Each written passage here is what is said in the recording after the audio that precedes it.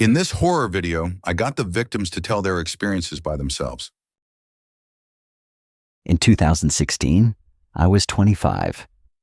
I was living in Huntington, West Virginia, doing odd jobs and delivery gigs while trying to figure out what the hell to do with my life. I wasn't making much, but I had this old beat-up Toyota Corolla and an okay setup delivering small packages between businesses, sometimes out of town. That week, I had a delivery out to a mom-and-pop shop just south of Point Pleasant. It wasn't my usual route, but I took it because they were offering a bonus for quick turnaround. I'd heard the MothMan stories growing up. Sure. Who around here hasn't? But nobody really believed it. It was a joke, a tourist thing. Some cryptid crap people slap on mugs and t-shirts.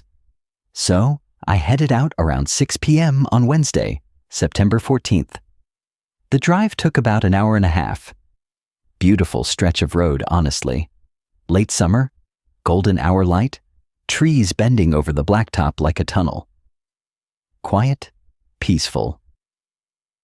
I dropped off the package, chatted with the guy for a few minutes, then started heading back. It was just before 8:30 when I got back onto the 2-lane highway outside Point Pleasant, right where the woods get real thick. That's when things started to feel off. It wasn't anything I could name at first. The sun had set, but there was still enough light to see. The road was dead empty, not unusual for that hour. But I suddenly felt very alone. And not just alone, but watched. It hit me so hard I actually turned down my music. Not out of fear, just instinct. That's when I noticed this shape on the side of the road. Now listen, it wasn't dramatic. No wings, no glowing eyes. It wasn't even moving. Just a figure off to the right, standing still at the edge of the tree line. It was tall. That's the first thing I remember noticing. I thought it was maybe a guy in a hoodie at first, but it was way too tall. I mean, at least 7 feet, maybe more. And thin. Almost starved looking. I slowed down a bit to look because I was confused, wondering if someone was hurt. But as I passed, I swear to God, its head turned to follow my car. Not fast, not jerky, slow. It was still standing completely still, but its head tracked me like a machine. That's when I got this sharp, ice-cold gut punch of fear. You know when your brain kicks into that primal survival mode and you don't even have to think? That's what hit me. I floored it. Didn't even think twice. Just hit 70 down that winding road. Now here's where it gets worse. I drove for maybe 10 minutes, heart pounding, trying to convince myself I just saw a scarecrow or something. But then, in my high beams, about 100 feet ahead of me, I saw the same figure, standing dead center in the road. No way it got there that fast. No side roads, no shortcuts. But there it was. Tall, thin, motionless. I slammed the brakes and nearly skidded into a ditch, and just as I stopped, like I blinked and it vanished, it was gone. I jumped out, looking around with my phone flashlight like an idiot. Nothing. Not a branch out of place, not a footprint. Dead silent.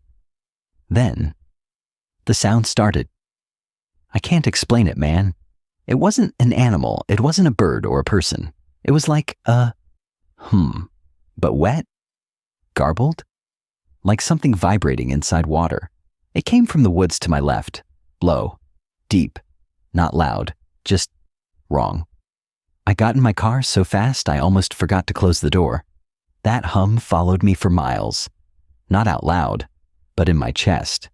It felt like it was still there. I didn't relax until I was halfway home, with streetlights around me again. I never reported it. What would I say? I started having night sweats for months afterward. Panic attacks when I was driving alone. I even quit the delivery job. I did some digging online, years later. There are old reports, ones that aren't in books or documentaries. Reports that say the Mothman wasn't always described with wings, that it sometimes just stood there, silent, watching, that people felt sick afterward, or obsessed, or changed. I don't know what I saw, but I know what it did to me, and I know I'll never take that road again. This happened in the fall of 2004, October 17th, to be exact. I remember because I was supposed to take my little girl to the fall festival that weekend. She ended up staying with her mom. Lucky for her. I was living out near Flat Creek back then, not the town, the actual creek, in a cabin I'd inherited from my uncle. It was small, nothing fancy. Thick woods on all sides. One road in, one road out. Folks around there mostly kept to themselves. I liked the quiet, until it got too quiet. It started with the deer. They stopped showing up. Now that might not sound strange to you, but trust me. In rural West Virginia, deer are like squirrels. They're everywhere. You can't drive 5 minutes without nearly hitting one. But around my place, for a solid week, not a single one. No rustling in the brush at night. No hoof prints. Just nothing. I chalked it up to hunting pressure. Maybe they'd moved deeper into the hills. But then the dogs started acting weird. There was this stray I used to feed, old Mutt I called Buddy. Showed up every few days, wagging his tail, looking for scraps. One night, I opened the door, and he was just standing there at the edge of the tree line, staring, not moving, not blinking, just staring toward the cabin. I called his name, whistled. He didn't even flinch. He stayed like that for maybe 3 minutes, and then he bolted. Straight into the woods, like something was chasing him. I didn't see him again after that. A few nights later, I started hearing this sound. Not footsteps exactly, more like dragging. Heavy, slow, like something wet being pulled across the ground. At first I thought it was just the trees creaking in the wind, but there was no wind. The air was dead still, like it gets right before a storm. And that dragging sound? It would always come from the same direction, the woods behind my shed. I'd shine my flashlight out there, but it never reached far. Just blackness and the sound fading away, like whatever it was had sunk back into the trees. Then came the night I saw it, October 17th. I was in my workshop, fiddling with an old carburetor. It was late, sometime past midnight. The power had flickered a few times earlier that evening, and now it was completely out. So I had a few lanterns set up, throwing that weird yellow glow across everything. I went out to the shed to grab a socket wrench I'd left earlier. The path cuts through a bit of brush, not long, maybe 30 feet, but halfway there, I stopped. Dead silence. Then I heard it again, dragging. But this time it wasn't behind me. It was above me. I looked up, and I saw something. It was perched up in the trees. Big. Way bigger than any bird should be. Could have been 8 feet tall if it stood up straight. But it was hunched, like it was waiting, watching. Eyes. I'll never forget those eyes.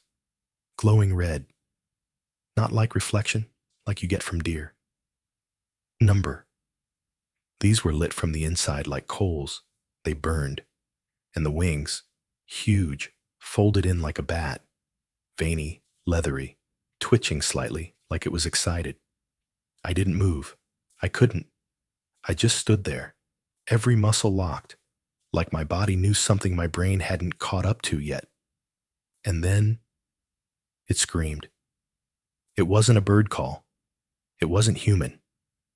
It was like metal tearing, mixed with a baby crying and an air raid siren. My ears rang for hours after. I ran inside, slammed the door, locked every damn window, and stayed up till morning with a shotgun in my lap. When the sun came up, I went outside. There were footprints in the mud behind my shed, but they weren't human.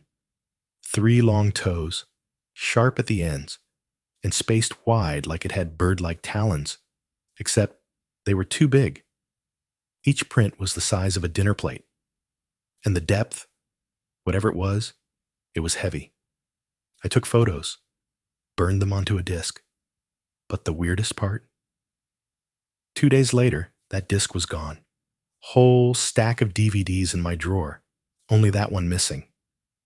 I didn't tell anyone for years. Who the hell would believe me? But now I hear it's not just Flat Creek. People have seen things in Point Pleasant, Chicago, even across the ocean.